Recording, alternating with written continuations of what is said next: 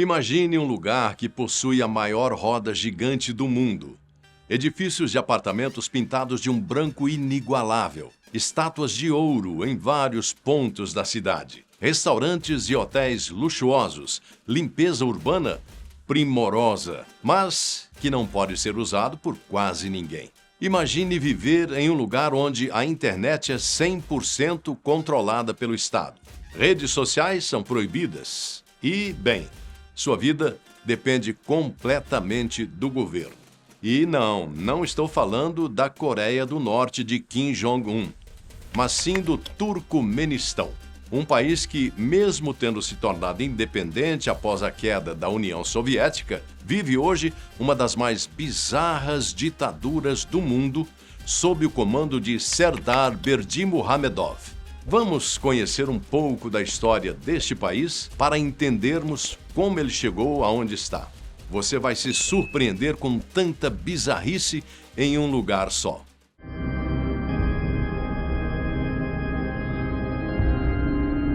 O Turcomenistão, também chamado de Turquemenistão, situa-se na Ásia Central, fazendo fronteira com Cazaquistão, Uzbequistão, Afeganistão e Irã, tendo o Mar Cáspio banhando seu lado oeste. O país ocupa hoje territórios que já foram caminhos usados por várias civilizações por séculos. Na Idade Média, Merv, atual Mari, era uma das grandes cidades do mundo islâmico e um importante ponto de parada na Rota da Seda. Esta rota, como nos conta a história, era uma rede de estradas e trilhas comerciais asiáticas com cerca de 6.400 quilômetros de extensão, que ligava e facilitava as interações econômicas, culturais, políticas e religiosas entre o Ocidente e o Oriente. Essa rota foi altamente funcional e de uma importância crucial para o mundo até meados do século XV.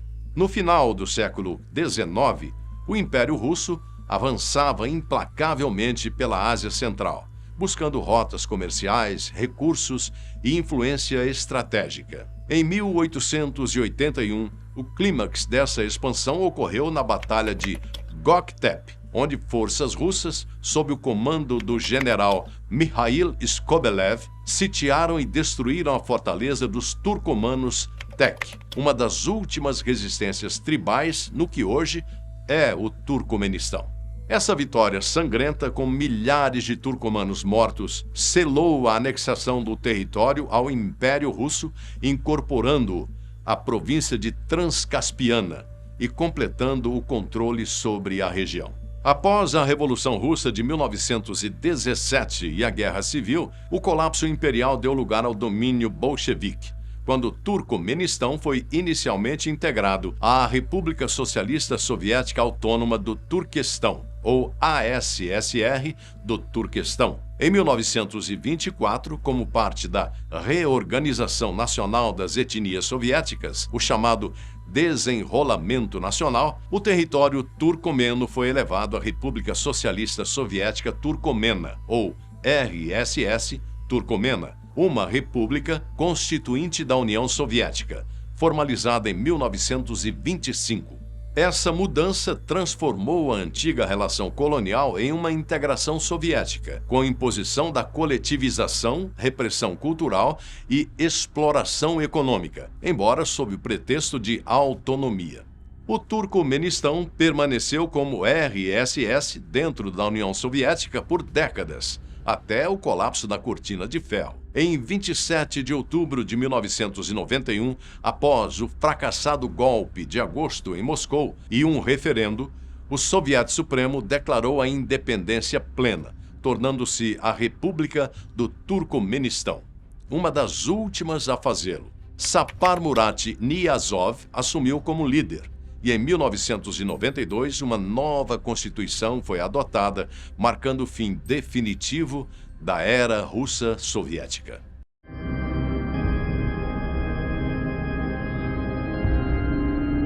Sapar Murat Atayevich Niyazov foi o primeiro presidente do Turcomenistão de 1985 até a sua morte em 2006. Tinha o título de Turkmenbash, que significa pai de todos os turcomanos. Este homem não só mudou o que poderia ser um futuro de livre escolhas para os turcomanos, como moldou a cultura do país à sua própria imagem. Durante os anos em que esteve no poder, ele transformou o governo em uma extensão direta de sua inteira vontade. Seu regime figurou entre os mais fechados, autoritários e repressivos do planeta, sustentado por um intenso culto à personalidade. Não satisfeito em controlar a política, passou a moldar o cotidiano do país segundo suas manias pessoais. No Turcomenistão, meses do ano e dias da semana foram rebatizados com referência à sua autobiografia, o Ruhnama, elevada quase à condição de texto sagrado nacional. O livro tornou-se leitura obrigatória em escolas, universidades e repartições públicas. Para ingressar no funcionalismo, candidatos precisavam demonstrar domínio de seus ensinamentos e até mesmo a obtenção da carteira de motorista exigia a aprovação em um exame baseado na obra. A vida civil, educacional e administrativa passou a girar em torno de um único homem e de sua narrativa pessoal. As consequências sociais desse modelo foram severas. Em 2005, ele ordenou o fechamento de todas as bibliotecas e hospitais rurais fora da capital, Asgabat, apesar de mais da metade da população viver longe dos grandes centros urbanos. Diante das críticas, respondeu com frieza: se estivessem doentes, que viajassem até a capital. Sob o seu comando, o país passou a registrar a menor expectativa de vida da Ásia Central. Paralelamente, surgiram denúncias de enriquecimento e desvio de recursos em larga escala. A organização Global Witness apontou que valores sob o controle pessoal de Niyazov, mantidos no exterior, poderiam ultrapassar 3 bilhões de dólares, sendo que entre 1,8 e 2,6 bilhões estariam, segundo as investigações, depositados em um fundo de reservas de câmbio estrangeiro no Deutsche Bank, na Alemanha. Um contraste brutal. De um lado, a opulência do poder, e de outro, a pobreza e a subordinação impostas à população.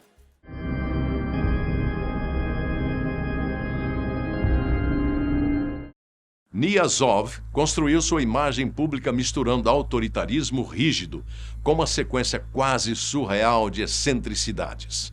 Desde que chegou ao poder, passou a direcionar boa parte da riqueza nacional, proveniente sobretudo da exportação de gás natural, para projetos monumentais e simbólicos, muitos deles desconectados da realidade social do país. No meio do deserto de Karakum, mandou erguer um lago artificial e idealizou uma vasta floresta de ciprestes, apresentada como solução para amenizar um clima naturalmente hostil.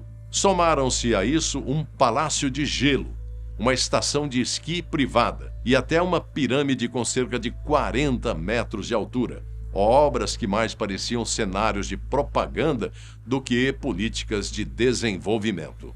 Nada, porém, sintetizou melhor o seu culto à própria imagem do que a gigantesca estátua de ouro instalada em uma praça central de Asgabat. O monumento, assentado sobre uma base giratória, foi projetado para permanecer constantemente voltado para o sol, uma metáfora literal do poder absoluto e da centralidade que Niyazov atribuía a si mesmo. Sua presença era onipresente. O rosto do líder estampava fotografias oficiais, cédulas de dinheiro, documentos nacionais e esculturas espalhadas por todo o território. Ele próprio escreveu o Ruhnama, o livro da alma, uma coletânea de pensamentos, valores e narrativas sobre o Turcomenistão, transformada em leitura obrigatória nas escolas, em clara analogia ao livro vermelho de Mao Tse-tung.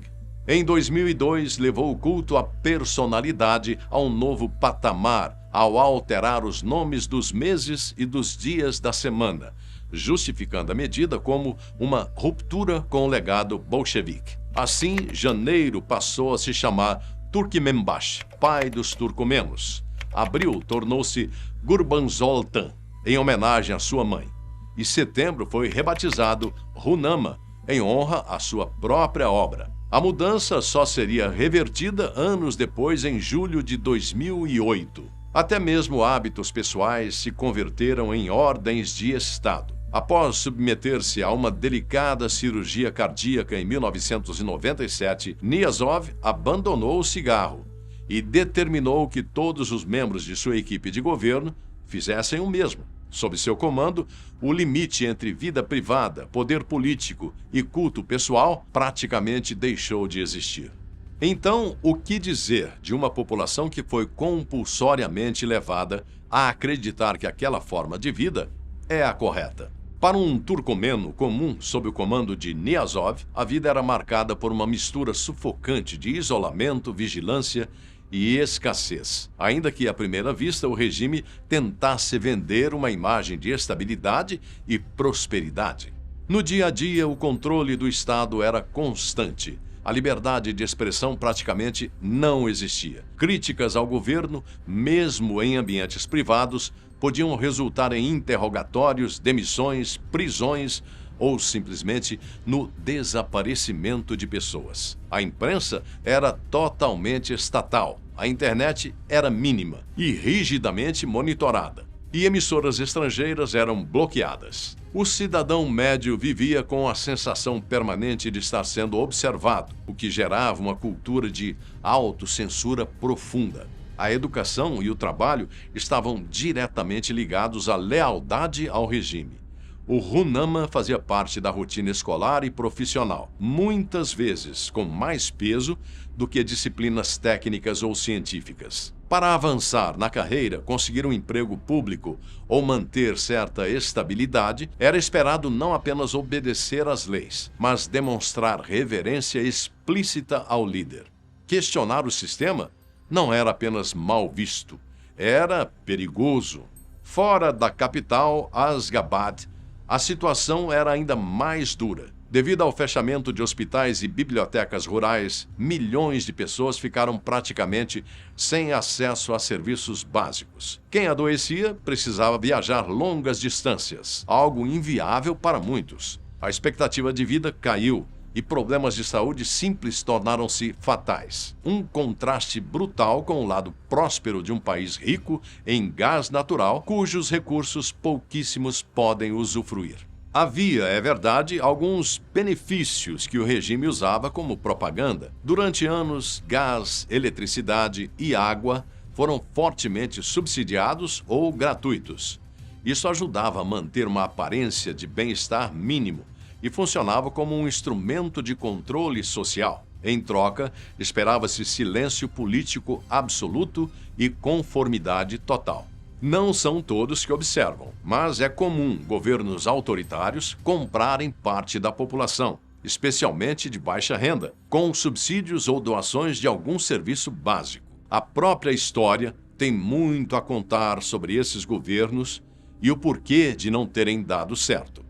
Culturalmente, o isolamento do Turcomenistão era quase completo. Viajar para o exterior era difícil, na verdade, impossível para grande parte da população. Livros estrangeiros eram raros, filmes e músicas passavam por censura rigorosa. O mundo de fora chegava distorcido, filtrado pela narrativa oficial. Muitos cidadãos cresceram sem referências claras do que era uma sociedade diferente daquela imposta pelo governo. Enfim, na era Niazov, a vida de um turcomeno comum era não só previsível ao extremo, como também restrita e cuidadosamente moldada pelo regime.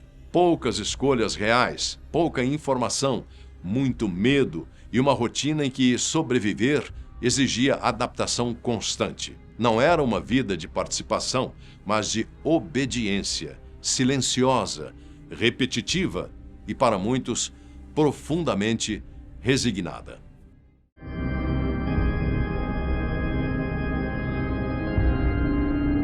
Na madrugada de 21 de dezembro de 2006, o silêncio do poder no Turcomenistão foi quebrado por um anúncio solene da televisão estatal. Sapar Murat Niazov, presidente vitalício e figura central do regime, havia morrido repentinamente em decorrência de um ataque cardíaco. Segundo a versão oficial, a morte ocorreu por volta de 1h10 da manhã, em sua residência oficial, o Palácio de Turkmenbash. Ele tinha 66 anos. O comunicado soava ainda mais significativo pelo fato de que, poucas semanas antes, o próprio Niyazov admitira em público fazer uso contínuo de medicamentos para tratar uma doença cardíaca que jamais havia falado a respeito. Pouco depois, a embaixada turcomena em Moscou confirmou a informação. A morte do líder abriu imediatamente um vazio político delicado. Niyazov não havia indicado sucessor e a Constituição previa que o presidente da Assembleia, Ovegeld Atayev, assumisse interinamente o cargo, enquanto o vice-primeiro-ministro, Gurbanguly Berdimuhammedov, ficaria responsável pela comissão do funeral de Estado. O roteiro constitucional, porém, foi rapidamente alterado. No próprio dia 21 de dezembro, Atayev foi preso e Berdimuhammedov acabou alçando a posição de presidente interino, concentrando o controle do processo de transição. Em 26 de dezembro, Berdimuhammedov e Hok Maslahat anunciaram eleições presidenciais para 11 de fevereiro de 2007, prometendo ao país uma escolha formal do sucessor daquele que governara por décadas. Ainda assim, a transição ocorreu sob um clima de opacidade e cautela, típico de um sistema moldado pelo segredo e pela centralização extrema. As circunstâncias da morte de Niyazov nunca deixaram de alimentar especulações. Veículos da imprensa internacional e grupos da oposição no exílio levantaram dúvidas sobre a cronologia oficial, sugerindo que o líder poderia ter falecido dias antes do anúncio público. Também circularam relatos de que ele sofria de problemas graves de saúde, como doença isquêmica do coração, a insuficiência renal, agravados pelo excesso de peso e pelo consumo abusivo de álcool. Entre a versão oficial e os rumores persistentes, a morte de Niyazov tornou-se, assim, mais um episódio envolto em incerteza dentro de um regime que sempre cultivou o mistério.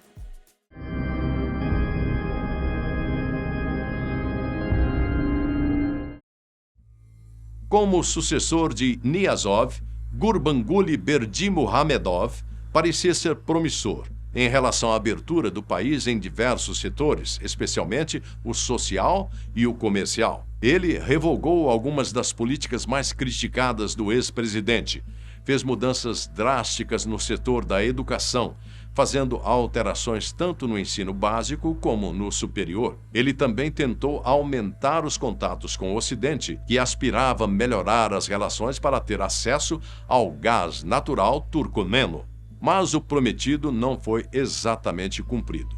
Odontólogo por formação, durante o regime de Niyazov, Gurbanguly foi o responsável pelo Centro de Medicina Dentária do Ministério da Saúde e da Indústria Médica. Em 1997, foi nomeado ministro da Saúde e em 2001 tornou-se vice-presidente. À frente do Ministério da Saúde, ele teria desempenhado um papel central na execução das ordens de Niyazov, incluindo a controversa decisão de 2005, que determinou o fechamento de todos os hospitais fora da capital Asgabat. A medida aprofundou o colapso de um sistema de saúde já fragilizado, considerado um dos mais precários entre os países da antiga União Soviética. Segundo a Anistia Internacional, o acesso à assistência médica tornou-se financeiramente inviável para a maioria da população, transformando o direito à saúde em um privilégio restrito a poucos. Com a morte de Niyazov e a ausência de um sucessor oficialmente designado, o seu nome voltou a ganhar destaque no cenário político. Berdimuhammedov foi colocado à frente da comissão responsável pela organização do funeral de Estado, uma posição estratégica e simbólica em um regime marcado por disputas silenciosas de poder. O gesto não passou despercebido. Quase de imediato, analistas e observadores internacionais passaram a especular que ele despontava como um dos principais nomes na disputa pela sucessão, em meio a uma transição envolta em incertezas e manobras de bastidores. Gurbanguly Berdimuhamedov foi presidente interino do Turcomenistão até fevereiro de 2007, quando foi oficialmente declarado presidente por meio de eleições. Ao chegar à presidência, Gurbanguly tratou de se distanciar, ao menos em aparência, do legado mais extravagante de Saparmurat Niyazov. Algumas das políticas consideradas simbólicas do antigo culto à personalidade foram revistas. Em Asgabat surgiram cafés com acesso à internet relativamente livre, algo impensável até então. A educação obrigatória foi ampliada de 9 para 10 anos. O ensino superior passou de 4 para 5 anos. Disciplinas como esportes e línguas estrangeiras voltaram ao currículo. E o governo anunciou planos para a criação de escolas especializadas em artes, um sinal de abertura após anos de empobrecimento educacional. Berdimuhamedov também discursou a favor de reformas nos sistemas de saúde, educação e pensões. Funcionários públicos de origem não turcomena, afastados durante o governo anterior, foram autorizados a retornar aos seus cargos. Entre as medidas mais populares, esteve o restabelecimento das pensões de cerca de 100 mil idosos, que haviam sido cortadas por Niyazov, sob a justificativa de uma crise orçamentária nunca explicada de forma clara. Em outro gesto simbólico, a Academia Turcomena de Ciências, fechada no regime anterior, foi reaberta, sinalizando uma tentativa de reconstrução institucional. Apesar desse início aparentemente reformista, as mudanças logo revelaram seus limites. A estrutura autoritária do Estado permaneceu intacta. A repressão política continuou, sendo uma marca central do regime, com organizações internacionais denunciando violações sistemáticas de direitos humanos. O Turcomenistão seguiu figurando entre os países mais corruptos do mundo, enquanto a concentração de riqueza e poder nas mãos do presidente e de seu círculo próximo não apenas persistiu, como se aprofundou. Liberdades políticas reais nunca chegaram a existir. A mídia continuou rigidamente controlada pelo Estado e o acesso de estrangeiros ao país permaneceu severamente restrito. Segundo a Human Rights Watch, Gurbanguly Berdimuhamedov não apenas manteve controle absoluto sobre a vida pública e os meios de comunicação, como comandou um regime que não tolerava qualquer forma de expressão política ou religiosa fora da linha oficial. A situação da imprensa refletiu esse cenário. A organização Repórteres Sem Fronteiras classificou repetidamente o Turcomenistão entre os piores países do mundo em liberdade de imprensa durante todo o seu governo, repetindo o padrão estabelecido na era Niyazov. Em 2017, o país ocupava a 178ª posição entre 180 nações avaliadas, à frente apenas da Eritreia e da Coreia do Norte. O acesso à internet seguia fortemente censurado e até antenas parabólicas foram removidas por ordem das autoridades, numa tentativa explícita de manter a população isolada de qualquer narrativa que escapasse ao controle do Estado.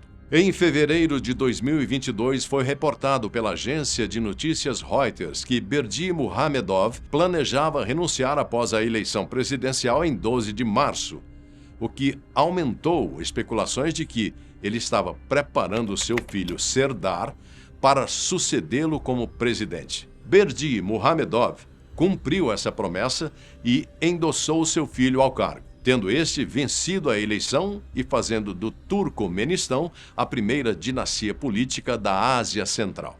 Serdar assumiu o cargo de presidente em 19 de março daquele ano, encerrando 15 anos do regime de Gurbanguly Berdimuhamedov.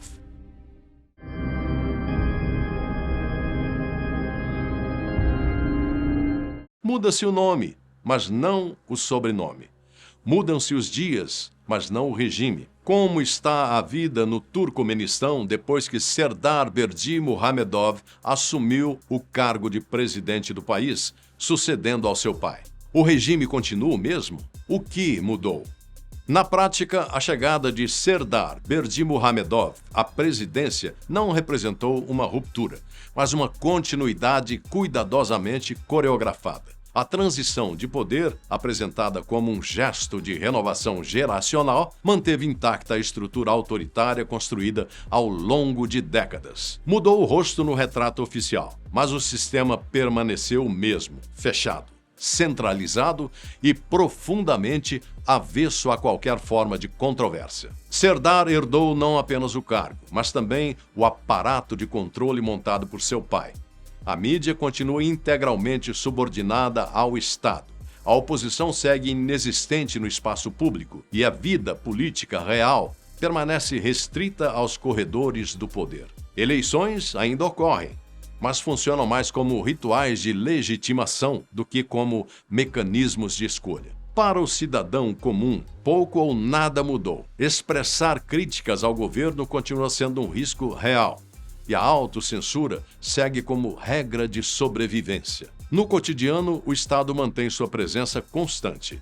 O acesso à internet segue severamente filtrado, redes sociais são bloqueadas ou monitoradas e informações externas chegam de forma fragmentada. Antenas parabólicas continuam sendo removidas e o contato com o mundo fora das fronteiras do país permanece limitado. A sensação de isolamento, marca histórica do Turcomenistão, persiste agora sob uma nova geração no comando.